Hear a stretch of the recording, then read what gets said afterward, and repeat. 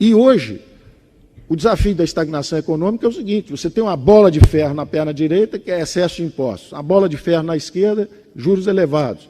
As mãos amarradas são os encargos sociais e trabalhistas. E alguém diz assim: agora corre que o chinês vai te pegar. É isso que nós estamos vivendo.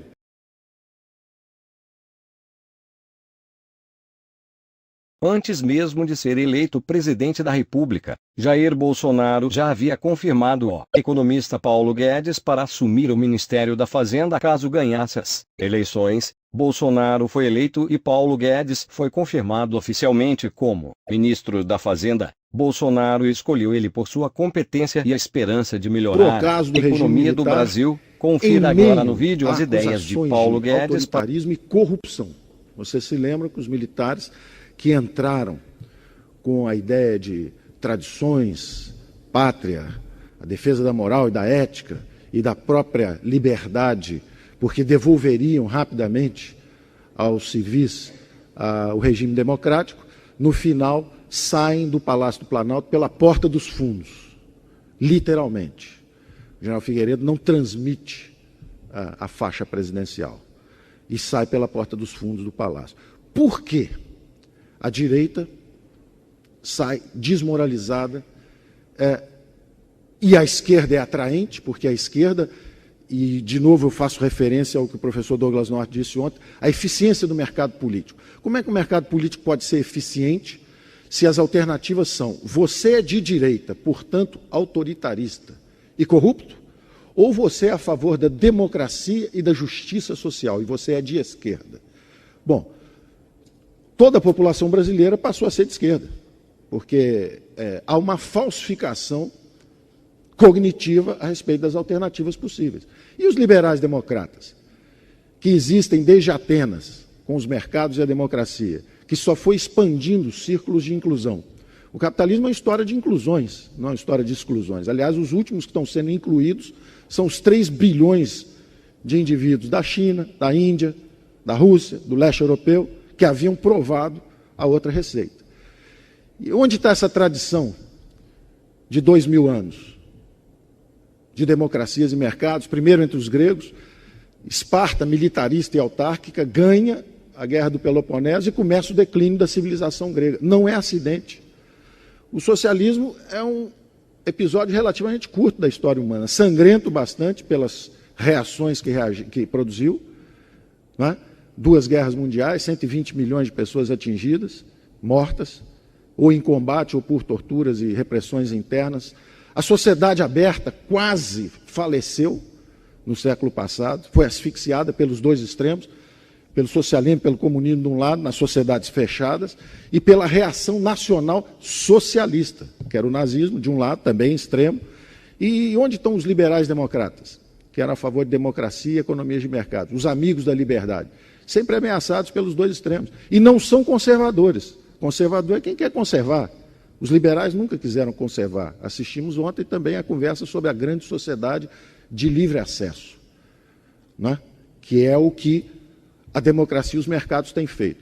E o socialismo, então, é absorvido pela grande sociedade aberta simplesmente como uma síntese de solidariedade. É a única coisa que restou do socialismo aproveitável. Ele entra no lugar da religião, que ele sempre detestou, ele entra no lugar da solidariedade, do instinto de solidariedade, que realmente numa organização global há inseguranças no coração do homem, o indivíduo se sente desprotegido e precisa da tal rede de proteção social. E fica então aquela falsa promessa de que com o socialismo você pode entregar aquilo. Ora, as populações que se entregaram a essa busca implodiram. E estão hoje tentando reingressar no capitalismo globalizado, sem encargos sociais, sem encargos trabalhistas, sem proteções e pedindo pela inclusão do lado de cá. O Brasil, sociedade politicamente fechada, início dos anos 80, tateando no escuro, procurando uma direção. Se você é um democrata, está a favor do restabelecimento do regime democrático e é a favor da justiça social, junte-se a nós. E começa uma competição infernal de um mercado político ineficiente, porque ele é prisioneiro de uma mentalidade equivocada, obsoleta e passada. E aí nós temos um fascinante desfilar de tragédias, nas 3 dimensões do nosso grande equívoco, que é essa armadilha social-democrata. Quais são as 3 dimensões? A primeira dimensão são as disfunções financeiras. Então, vamos examinar orçamentos, a história dos orçamentos aí nesses últimos 20 anos, as 2 décadas de democracia. A primeira grande onda intervencionista vem com os militares, que levam os gastos públicos para 22%, 23%, 24% do PIB. E, como vimos, investindo em capital físico, instalações industriais, máquinas e equipamentos. O capital humano jogado para o lado. Educação, saúde, habitação, segurança, justiça, esse troço para o lado. E o que a gente tem realmente são grandes empresas estatais e grandes projetos federais. Na hora que você abre politicamente, a pressão social é colossal pelo resgate da dívida social, né? As desigualdades de oportunidades. De um lado, políticos inebriados, em busca do poder finalmente atingido com a abertura política. De outro lado, jovens economistas inexperientes, incultos e em busca da fama e do sucesso fácil. Oferecem soluções rápidas, sem reforma do Estado, sem explicitar esse conflito de reforma do Estado que seria necessário e que nós não fizemos até hoje. Vende-se uma receita fácil. É só congelar preços, usar uma âncora cambial, fazer uma tablita de conversão, está feito o plano cruzado. É uma falsificação da realidade. É como viabilizar a classe política gastar mais, oferecendo uma solução inorgânica, disfuncional, falsa. Aquilo dura 1, 2, 3 anos de glória, implode, explode, o Brasil vai para uma moratória externa, caça bois no pasto, persegue empresários e começa a nossa tragédia financeira. Saímos daquilo ali, vamos para outra disfunção. Aprendemos que não podemos usar política monetária irresponsavelmente, nem dar o calote externo. Então agora vamos usar a política monetária. Aí começa o plano real, bem concebido, interessante, porém também centrado num instrumento. Os primeiros 4 anos de plano real, o valente Gustavo Franco defendendo lá a fronteira, sozinho, cercado de índios por todos os lados, até o ataque final, onde ele é derrubado também, porque não há reforço. Houve déficit fiscal durante os primeiros 2, 3, 4 anos de plano real. Quer dizer, então, você fazer a política de estabilização sem reforma do Estado, sem transformações, só na base da política monetária, é como diz hoje o Afonso Bevilacqua, diretor do Banco Central, é fazer cirurgia de córnea com picareta. Que, aliás, ele está fazendo muito bem. Cirurgia de córnea com picareta. Quer dizer, realmente a meta inflacionária vai ser atingida, agora é um custo elevado, porque ninguém mais trabalha. E a fórmula dos políticos é sempre essa. Bota meia dúzia de jovens valentes lá, eles vão defender e vão fazer o que está combinado, enquanto a gente do resto não faz nada. Essa tem sido a forma de defesa da classe política brasileira. É um espremedor de suco de jovens talentos. Os economistas são exprimidos, um a um, viram suco, são usados, enquanto se perpetuam os mesmos políticos lá em cima. E eles vão oscilando. E aí a gente passa tendo analisado essas disfunções são claras. Se você gasta muito, primeiro você causa uma hiperinflação. Aí você aprende, não posso emitir moeda. Agora eu vou emitir muita dívida. Aí você causa 1 trilhão de dívida, quase 500 bilhões de dólares. Uns 3 ou 4 planos Marshall. Dava para reconstruir a Europa 3 ou 4 vezes. Isso foi o que nós gastamos para estabilizar a economia brasileira. E não está garantido, porque a qualquer momento, se o Banco Central sai, está tudo solto outra vez. É lamentável. Então, são disfunções financeiras que, na verdade, são epifenômenos do mesmo mal. São sintomas epidérmicos do mesmo mal. O mal é um só. Gastos públicos de 20% para 40% do PIB. Bom, isso tem também a dimensão política.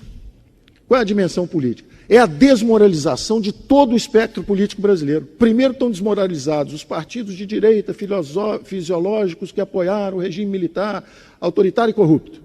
Então vamos agora para o PMDB, que o PMDB é o grande campeão da liberdade, doutor Ulisses, doutor Tancredo, a campanha pelas diretas, etc. Entra lá o PMDB.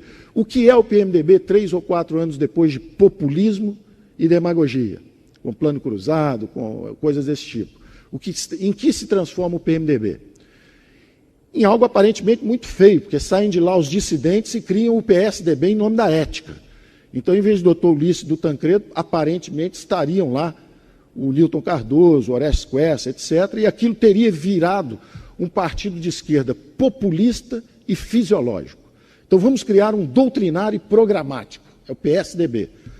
Bom, 2 mandatos após, o mesmo crescimento econômico medíocre, de 2,3%, que, aliás, é a média do crescimento econômico dos últimos 25 anos. Está todo mundo aborrecido, porque o ano passado cresceu 2,5%, eu não entendo o aborrecimento. Há 25 anos que cresce 2,5%. Por que tanta dor? Né? Já era para ter se habituado. É comovente a regularidade desse desempenho medíocre. Deve haver algo sistemicamente errado. Não é? Bom, o PSDB é acusado e perde eleição em nome da ética, em nome da falta de transparência, por causa das privatizações no limite da irresponsabilidade, não é? Por causa da compra de votos para a reeleição, perdem a eleição e entra a esquerda transparente e ética. E aí nós estamos assistindo todo dia na televisão. É um espetáculo de ética e de transparência absolutamente exemplar. Um exemplo para as novas gerações, para as futuras gerações, está sendo acompanhado no mundo inteiro como o símbolo da nossa transparência e ética, principalmente da esquerda do PT. Ou seja, a desmoralização atingiu todo o espectro. Será que há algo sistêmico? Se uma infecção chamada corrupção atinge todo o espectro político, será que é algo genético? Hipótese 1. Seríamos os brasileiros geneticamente corruptos? Hipótese 2. Será que é sistêmico? Que o sistema político foi também transformado numa feroz disputa por recursos?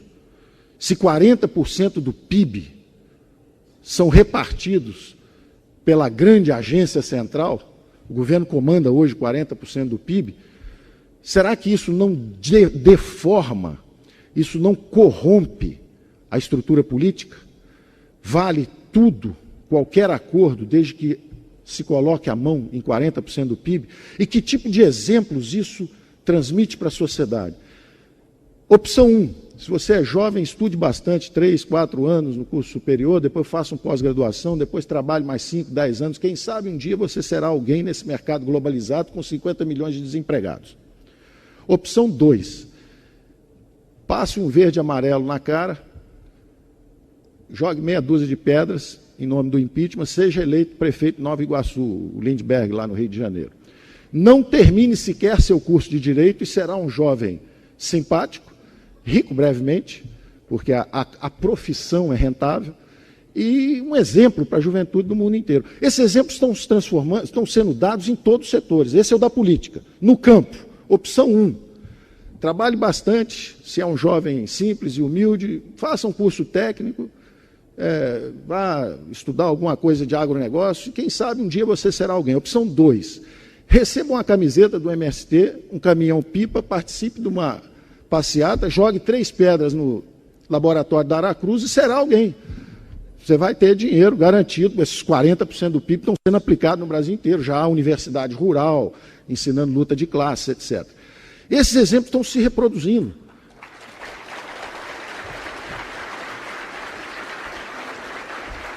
Empresarialmente é a mesma coisa. Opção 1, lute competitivamente no seu mercado e compita com 80 milhões de brasileiros por uma fatia.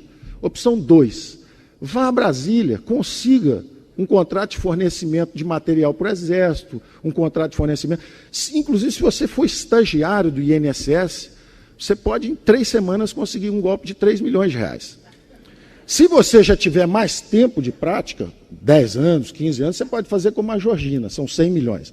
Mas se você for estagiário talentoso, 3 milhões de reais é coisa de 3 semanas, como estagiário no INSS. Bom, esses exemplos estão se multiplicando, estão sendo dados. Essa carga de valores que nós estamos transmitindo para gerações novas. E, finalmente, a terceira dimensão dessa tragédia brasileira. A primeira era justamente as disfunções financeiras, não é? A última delas são os juros astronômicos, o câmbio baixo, são disfunções financeiras. A segunda é essa disfunção política. E a terceira, finalmente, é a estagnação econômica. É o Brasil parado. O Brasil parado, esperando reformas, e que vir aqui pedir votos dizendo que vai modernizar o sistema de previdência. E quem é o social-democrata que tem coragem de dizer que quer mudar as relações de trabalho? A legislação trabalhista obsoleta, anárquica, injusta e impeditiva da criação de empregos. Porque a população economicamente ativa brasileira, 80 milhões de brasileiros, 50 milhões não têm carteira de trabalho assinada. Estão fora do mercado, estão excluídos. Perderam os empregos para os chineses. Não é? E o câmbio é o sinal que está chegando. O que a China, o que a Índia estão mandando de sinal para nós através desse sistema de mercados internacional e globalizado, é a seguinte informação: vocês têm um pouco de minério, sente em cima disso, e geladeira, sapato, isso deixa que a gente faça para vocês.